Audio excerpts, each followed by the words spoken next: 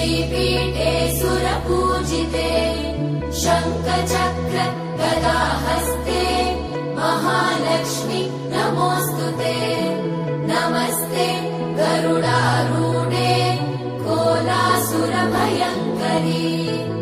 सर्वपाप हरे देवी महालक्ष्मी नमोऽस्तुते महादेव्यै च विद्महे विष्णुपत्नी च धीमहि तन्नो लक्ष्मी प्रचोदयात्।